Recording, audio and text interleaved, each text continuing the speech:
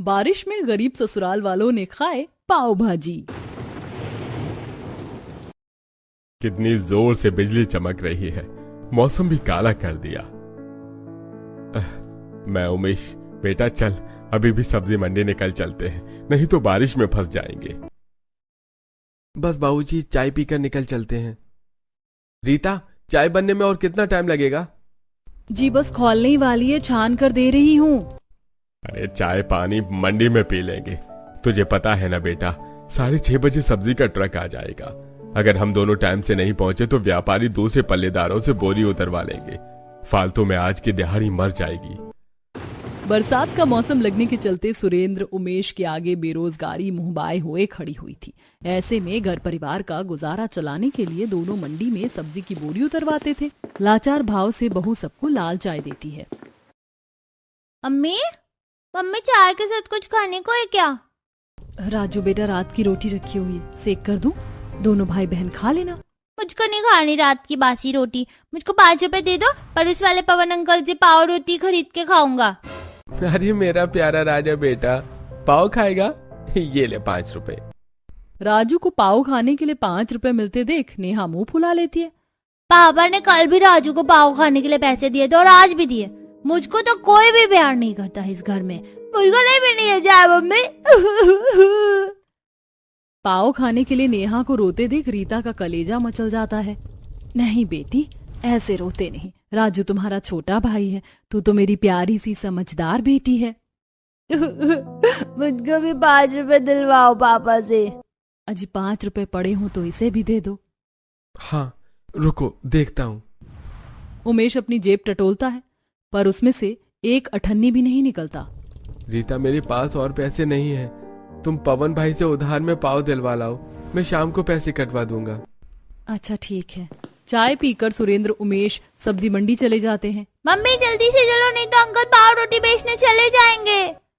रीता बहू तू चाय पी ले, देख ठंडी हुई जा रही है। मधु तू जाकर दोनों को पाव खरीदवा ला। जी माँ। चलो राजू नेहा। हाँ चलो बुआ। कुछ ही देर में मधु दोनों को लेकर पड़ोस में रहने वाले पवन के यहाँ आती है, जो कि सालों से पाव और ब्रेड बेचने का काम करता है, जहाँ हल्की हल्की बरसात पड़ रही थी।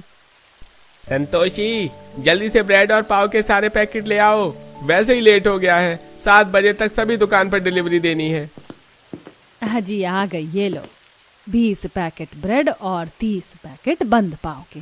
पवन भैया, 2 5 वाली पाव की पैकेट दे दो, ये 5 रुपए से बोनी कर लीजिए, बाकी के 5 रुपए बाद में दे देती हूँ। तभी संतोषी मुंह से कोड़ते हुए कहती है, ये क्या बात हुई, कम से कम सुबह के टाइम तो उधार मत लगाया करो, पूरे दिन भर की बोनी खराब होती है, कभी कभार का उधार चलता है लेकिन रोज रोज का थोड़ी अच्छा लगता है। समझ रही हूँ संतोषी भाभी, लेकिन उमेश भैया के पास खुला पैसे नहीं थे। अरे कोई बात नहीं मधु बहन, बाद में दे जाना, वैसे भी परिवार जैसी ही बात है। चलो नेहा राजू। उनके जाने के बाद पवन संतोषी के खराब बर्ताव के लिए टोकता है। संतोषी, तुमको क्या जरूरत थी इतना खराब बर्ताव दिखाने की, और बेचारे कौन सा हमसे फ्री में पाव खाते हैं, पैसे में खरीद कर ले जाते हैं। अजी तुम्हारी बात ठीक है, लेकिन मुझे इनका उधार का धंधा ठीक सा नहीं लगता है। अरे 5-10 रुपए की चीज भी उधार लगाने की थोड़ी होती है। खैर, मैंने आज पाव भाजी बनाई है, खा करके जाना। क्या बात है, सुबह सुबह बरसात में गर्मा गर्म पाव भाजी खाकर तो स्वाद आ जाएगा। पाव रोटी ब्रेड के काम में पवन की खूब बिक्री होती थी, जिसे उसकी कमाई भी अच्छी होती थी, इसीलिए वो अच्छा खान पान भी खाते थे। वहीं उनकी तुलना में शांति के घर के हालात इतने गरीबी भरे थे कि 2 टाइम की दाल रोटी का गुजारा भी इन दोनों पर काफी दूभरता से चल रही थी। वहीं सुरेंद्र उमेश मूसलाधार बारिश में भीगे मंडी पहुंचते हैं, जहां सेठ गुस्से में पिनकते हुए, अरे कहाँ रह गए थे तुम दोनों हरामखोर, पता भी है आलू प्याज का ट्रक आए आधे घंटे से ज्यादा हो गया। सेठ, हम तो टाइम से घर से निकल आए थे, मगर बरसात इतनी तगड़ी हो रही थी कि पूरे रोड पर पानी भरा हुआ था, इसलिए देर लग गई। हाँ ठीक है, अब सफाई देकर फालतू का टाइम मत गवाओ, जल्दी से बोरे उतारो। अगर एक भी प्याज बरसात का पानी लग के खराब हुआ ना तो तुम्ही से भरपाई करूंगा। हाँ सेठ, हम तो खुद गरीब आदमी हैं, परिवार का पेट भरनाने के लिए तो खुद इतनी भारी बोरी ढोकर गुजारा कर रहे हैं, हम भला कहाँ से भरपाई करेंगे। सेठ, तुम चिंता मत करो, हम पहले प्याज के कट्टे उतार देते हैं, प्याज नहीं भीगेगा। दोनों बरसात में भीगते हुए प्याज के कट्टे कंधे पर लाद कर उतारने लगते हैं। सेठ जाकर कुर्सी पर बैठ जाता है। अरे कितनी देर का इस छोटू को पाव भाजी लाने भेजा रखा है, अभी तक आया नहीं हरामखोर। तभी छोटू पाव भाजी पहुंचाने आ गया। ये लो सेठ, गर्मा गर्म पाव भाजी मक्खन मार के। वाह भाई वाह, आज की पाव भाजी में से तो बड़ी अच्छी लजीज खुशबू आ रही है। मेरी तो जीभ लपलपा रही है, मगर आज बड़ा लेट लगा दिया पाव भाजी लाने में। वो आज बारिश के चलते सुबह से दबाकर भीड़ मची थी, इसलिए लेट हो गया। बोनी कर दो, मैं जाऊं फिर। हाँ ये ले, आज की पाव भाजी के 150 रुपए। सेठ बड़े चाव से पाव तोड़कर मक्खन भरी भाजी से लपेट कर खाता है। भाई वाह, आज की पाव भाजी तो बड़ी दमदार लग रही है खाने में। सबसे ज्यादा टेस्टी चटपटी तो भाजी लग रही है। मक्खन टिक्की में तर्त है और पाव भी कुरकुरे हैं। वाह। पाव भाजी की खुशबू सुरेंद्र उमेश की नाक में पड़ती है, जिसे देख अंदर ही अंदर दोनों खाने के लिए ललचा रहे थे। कितनी बढ़िया खुशबू आ रही है पाव भाजी की। थोड़ी आमदनी ज्यादा होती तो मैं भी खा पाता। काश कि पैसे जोड़कर मैं अपने परिवार में कभी पाव भाजी बनवा पाता तो सब लोग खा पाते। अरे क्या वे दोनों आलू प्याज उतारना छोड़ छाड़ कर मेरे पाव भाजी को टक लगी लगा कर भिड़ा कर नजर क्यों मार रहे हो? अरे नहीं तो सेठ, मैं क्यों तुम्हारी पाव भाजी को देखने लगा। चल फिर लग काम पर। दोनों लगातार मेहनत से बरसात में भीग भीग कर भारी बोरी उतारते हैं। सेठ, पूरा ट्रक खाली हो गया है, अब दिहाड़ी दे दो। हाँ दे रहा हूँ, सिर पर मत चढ़। ये ले, तुम दोनों बाप बेटे के आज के 100 रुपए। सेठ, प्रति बोरी उतारने के तुम 5 रुपए देते हो। हम दोनों ने 25 कट्टा आलू प्याज उतारा है तो 125 रुपए बनते हैं। 25 रुपए तुम दोनों का लेट आने का कटा है, क्योंकि तुम लेट आए हो। पर सेठ, काम तो हमने पूरा किया है ना। कम से कम एक गरीब मजदूर को उसका पूरा मेहनताना तो दो। और बाकी सब्जी व्यापारी बोरी पल्लेदारों को एक बोरी उतारने के 10 रुपए देते हैं। तुम तो हमें 5 रुपए देते हो, फिर भी हमें राजी खुशी कर रहे हैं। इतनी कंजूसी मत करो सेठ। जितना दिया है चुपचाप रख ले, बाकी ये पन्नी में सब्जी डाल दिया है, लेता जा। दोनों दुखी मन से थोड़े पैसे सब्जी लेकर घर पर आते हैं। मुझको नहीं खानी है बैंगन की बासी सब्जी रोटी, रात को भी यही खाया था। कभी तो कुछ अच्छा सा बना दिया करो। राजू तो भी मत खा, मैं भी नहीं खाऊंगी। संडे के दिन भी बस यही पकाओ रोटी सब्जी बनाते हैं। दोनों चिढ़कर सब्जी रोटी की प्लेट दूर कर देते हैं, जिस पर रीता डांट लगाती है। चुपचाप से खाते हो या लगाऊं थप्पड़? मैं देख रही हूँ कुछ दिन से तुम दोनों के खाने पीने में ज्यादा नखरे हो गए। आखिरी बार पूछ रही हूँ, खाना है कि नहीं? नहीं खाना, नहीं खाना, नहीं खाना। ठीक है, मत खाओ, आज भूखे रहो फिर। माँ जी, मधु, खबरदार जो आप में से किसी ने इन दोनों को खाना दिया तो।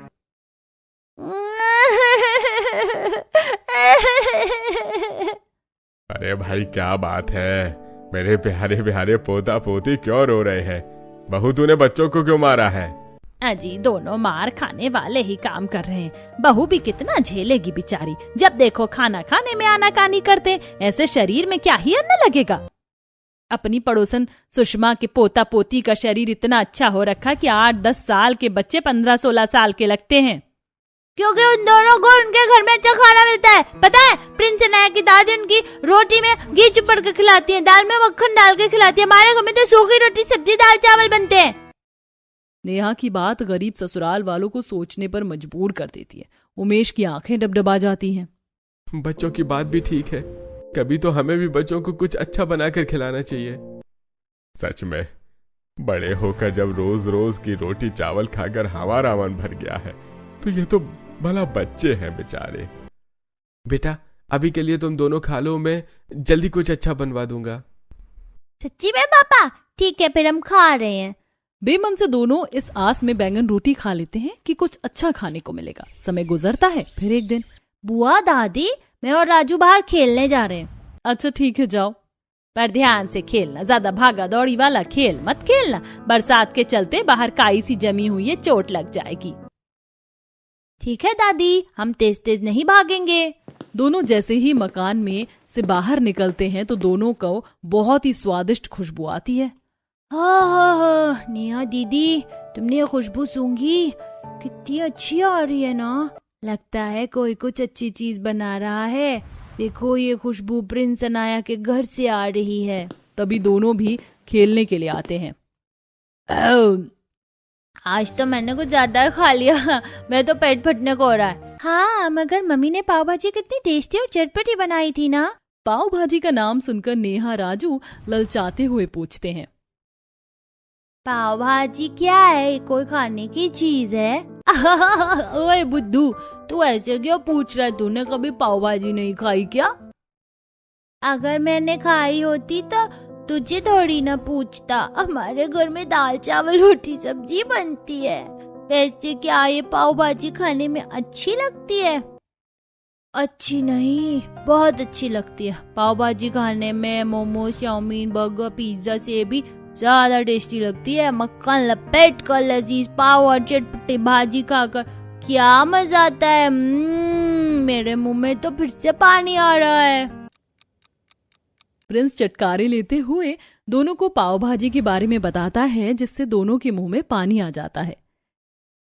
अगर पाव भाजी खाने में इतनी टेस्टी होती है तो हम भी अपनी मम्मी से जरूर बनवा कर खाएंगे। नेहा की इस बात पर अनाया मजाक उड़ाती है। तुम्हें पता भी है पाव भाजी बनाने में कितना महंगा सामान लगता है? तुम्हारी मम्मी तो पहले इतनी मुश्किल से थोड़ी सी दाल और आटा खरीद कर लाती है। तुम रोटी सब्जी खाकर ही गुजारा करो, पाव भाजी खाना तुम्हारी औकात से बाहर है। हमें तुम्हारे साथ नहीं खेलना, क्योंकि तुम जब देखो हमारा मजाक उड़ाती हो। चल राजू। दोनों बच्चे रोते हुए घर के अंदर आ जाते हैं, जहाँ शांति मधु सड़ी सब्जियों में से कुछ अच्छी सब्जियों को छांट कर अलग कर रही थी और बहू कोने में बिठाए रसोई में आटा गूंथ रही थी। अरे क्या बात है, मेरा राजू किस लिए रो रहा है? वो प्रिंस।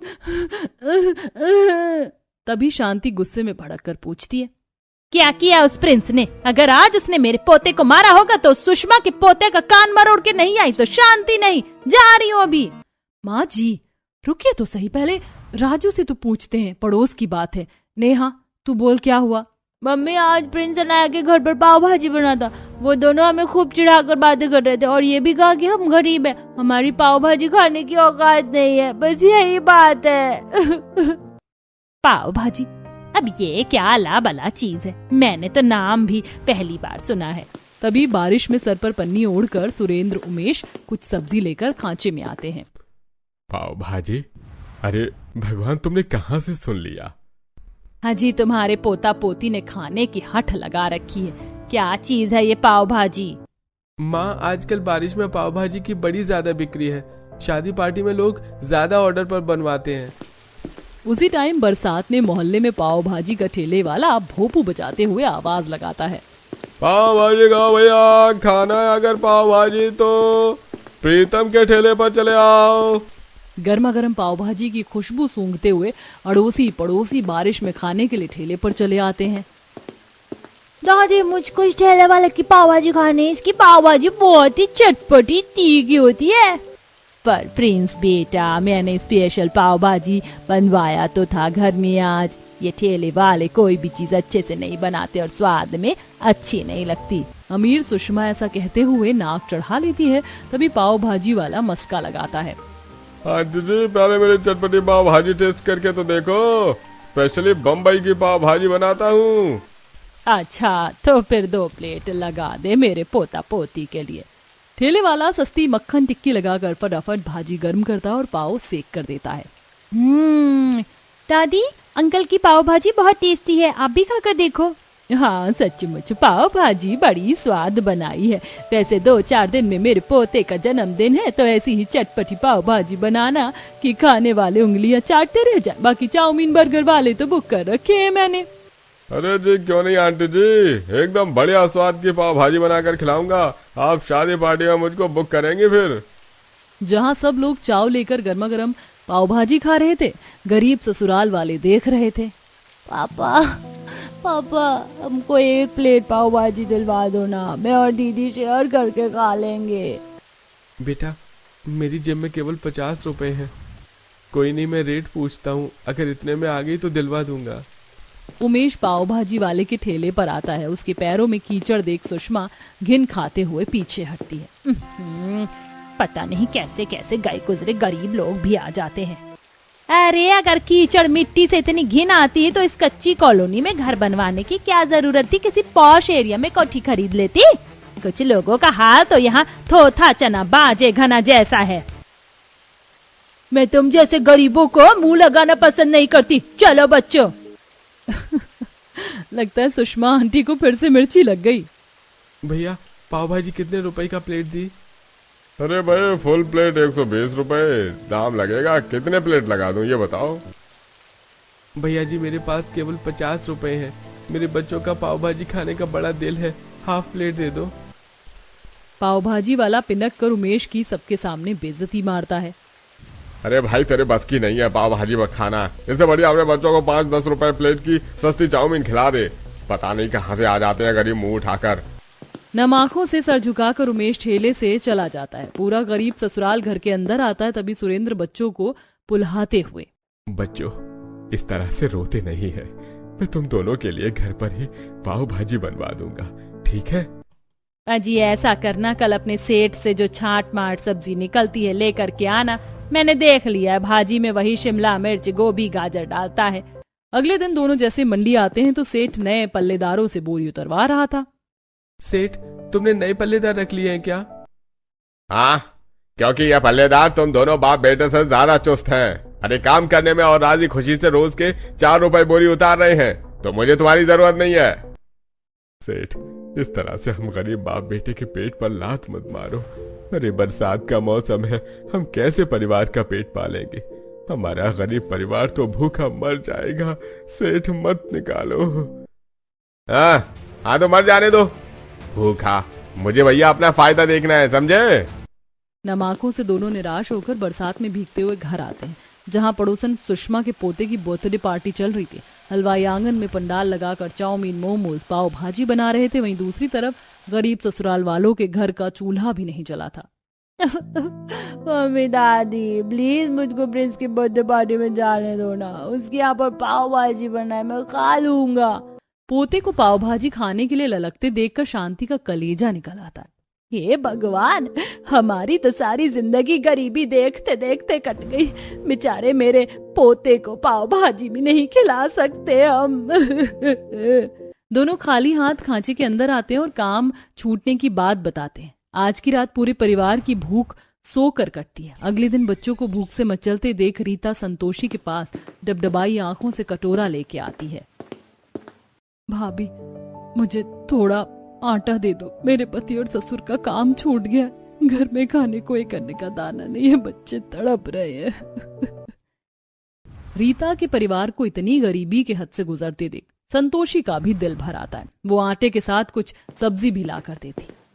ये लो बहन, इससे खाना बना लेना। रीता बहन, अगर उमेश भाई अभी खाली बैठे हैं तो इसे अच्छा दुकान पर पाव ब्रेड पहुंचने का काम दिलवा देता हूँ। रोज के 100-200 रुपए मिल जाया करेंगे। खाली बैठकर क्या फायदा, कम से कम घर का खर्चा तो निकलेगा।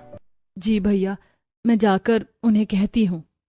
अब पवन उमेश की कुछ दुकान पर बात करवा देता है, जिससे वो बरसात में सुबह सुबह पाव ब्रेड पहुंचाने का काम करता है। अब 10-15 दिन गुजर जाते हैं। बेटा तूने इतनी तगड़ी बरसात के मौसम में भी सुबह टाइम से ब्रेड पाव की डिलीवरी दी है।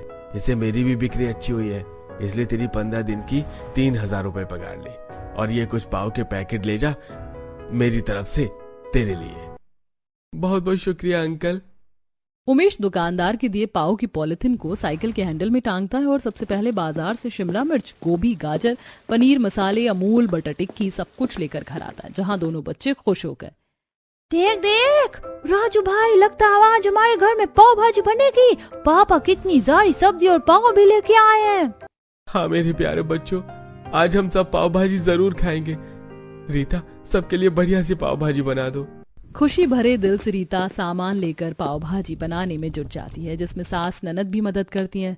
सास सब्जी काटती और बहू मसाले पीसती और कुछ ही देर में स्वादिष्ट गर्मा गर्म पाव भाजी बनाकर बहू मौसम की बारिश में सबको परोस कर खिलाती है। सबकी आंखों में खुशी के आंसू थे। क्या बात है बच्चों, पापा जी मम्मी जी आप सब लोग रो क्यों रहे हैं? भाजी में मिर्च ज्यादा डल गई है क्या? नहीं बहू, इस गरीबी में रूखा सूखा खाने के अलावा आज पहली बार इतनी स्वादिष्ट पाव भाजी खाई है, दिल खुश हो गया। हाँ मम्मी, तुमने बहुत लजीज पाव भाजी बनाया है। सच में रीता, तुमने बहुत चटपटी पाव भाजी बनाई है। मैं तो उंगलियां चाट गया। अगर इतनी दमदार पाव भाजी ग्राहकों को खाने को मिल जाए तो उनके तो मुंह चढ़ जाए स्वाद। मैं तो कहता हूँ तुम पाव भाजी बनाकर बेचो, बाकी मैं तुमको मंडी से ताजी सब्जी और पाव दे दूंगा। उमेश की राय पर राजी होकर रीता घर के बाहर ही बारिश में चटपटी पाव भाजी का ठेला लगाती है, जो कि थोड़े ही टाइम में खूब चल जाता है और मोहल्ले के अधिकतर लोग सुबह गरीब बहू के पाव भाजी से ही नाश्ता पानी करते हैं। वहीं बहू को भी पाव भाजी बेचकर अच्छी आमदनी होती है।